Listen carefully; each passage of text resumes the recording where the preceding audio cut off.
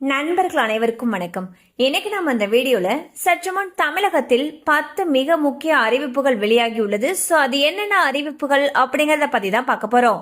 வீடியோக்குள்ள போறதுக்கு முன்னாடி இதுவரைக்கும் நீங்க நம்ம சேனலை சப்ஸ்கிரைப் பண்ணலைன்னா உடனே சப்ஸ்கிரைப் பண்ணிருங்க. அப்படியே பக்கத்துல இருக்கக்கூடிய பெல் பட்டனையும் கிளிக் பண்ணிருங்க. அப்பதான் நாங்க போடக்கூடிய அனைத்து பயனுள்ள தகவல்களும் உங்களை கரெக்ட் டைம்க்கு ரீச் ஆகும். இப்ப வாங்க வீடியோக்குள்ள போலாம். 6 முதல் 10ஆம் வகுப்பு வரை பயிலக்கூடிய அரசு பள்ளி மாணவிகளுக்கு தற்காப்பு கலை பயிற்சி வழங்க பள்ளி கல்வித்துறை ஏற்பாடு செய்துள்ளது. கராத்தே, ஜூடோ, டேக்வாண்டோ, சிலம்பம் போன்ற தற்காப்பு கலை பயிற்சிகளை பள்ளி அளவில் மாணவிகளுக்கு வழங்க திட்டமிடப்பட்டுள்ளது. மகளிர் உரிமை தொகையை 2500 ரூபாயாக உயர்த்துவது குறித்து முதலமைச்சர் திரு விஜய் அவர்கள் ஆலோசனை செய்து வருவதாக தகவல்கள் தெரிவிக்கின்றன. புதிய விண்ணப்பங்களை பெற்று பின்னர் மொத்த பயனாளிகளால் ஏற்படக்கூடிய நிதி சுமை கணக்கிடப்படுகிறது என்றும் 60 வயதுக்கு மேல் உள்ளவர்களை இந்த திட்டத்திலிருந்து விடுவித்து அவர்களை முதியோர் ஓய்வூதிய திட்டத்தில் இணைக்க முடிவெடுத்திருப்பதாகவும் தகவல்கள் தெரிவிக்கின்றன. கௌரவ விரிவுரையாளர்களுக்கு 8 மாதங்களுக்கான சம்பளம் அந்தந்த கல்லூரிகளுடைய வங்கிக் கணக்கில் வரவு வைக்கப்பட்டுள்ளது. 2026 ஜூன் முதல் 2027 ஏப்ரல் வரை அவர்கள் பணிபுரியவும் அரசு அனுமதித்துள்ளது.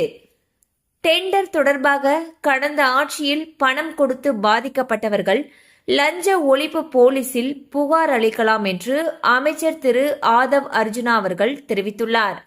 புகார் அளிக்க நேரடியாகவோ அல்லது minister.pwd.hd.tn@gmail.com என்ற மெயிலிலோ புகார்களை தெரிவிக்கலாம் எனவும் அறிவித்துள்ளார்.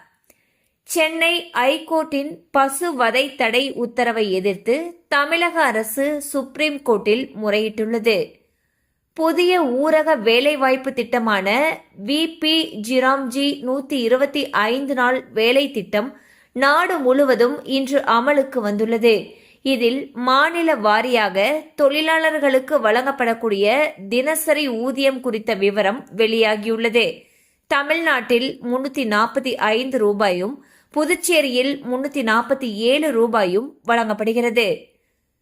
தமிழகத்தில் வாகனங்களுக்கான ஃபேன்சி நம்பர்களுக்கான விலை அதிகரிக்கப்பட்டுள்ளது. தீயணைப்புத்துறை டிஜிபியாக ஜி வெங்கட்ராமனை நியமித்து தமிழக அரசு உத்தரவிட்டுள்ளது.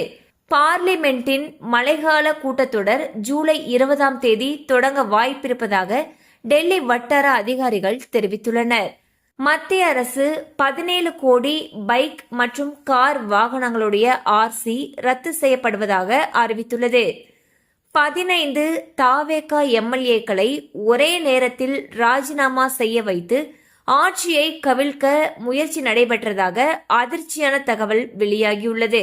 இது தொடர்பான விசாரணையில் 2 கைது செய்யப்பட்டுள்ளனர்.